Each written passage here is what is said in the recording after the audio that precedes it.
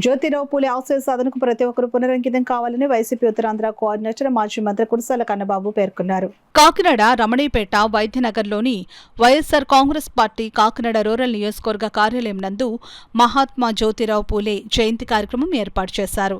ఈ కార్యక్రమంలో మాజీ మంత్రివర్యులు కురసాల కన్నబాబు విచ్చేసి చిత్రపటానికి పూలమాలలు వేసి నివాళులర్పించారు. అనంతరం ఆయన ప్రసంగించారు. ఈ కార్యక్రమంలో వైఎస్సార్ కాంగ్రెస్ పార్టీ నాయకులు, కార్యకర్తలు మరియు మహిళలు పాల్గొన్నారు. జ్యోతిగా ఆయన భార్య ఆ రోజుల్లోనే మహిళల కోసం ఒక పాఠశాలని, మహిళా విద్య ప్రాముఖ్యతని చెబుతూ పెద్ద ఉద్యమాన్నే తీసుకొచ్చారు. అంటరానితనానికి వ్యతిరేకంగా పనిచేశారు. జ్యోతిరావు పూలే ఇవాళకి ఒక పెద్ద మన దేశంలోనే ఒక పెద్ద మార్పుకి, ఒక విప్లవానికి, ఒక సామాజిక విప్లవానికి బాధ్యుడిగా కనిపిస్తారు. అలాంటి నాయకుడిని స్మరించుకోవడం మా అందరికీ కూడా వాళ్ళ బాధ్యత.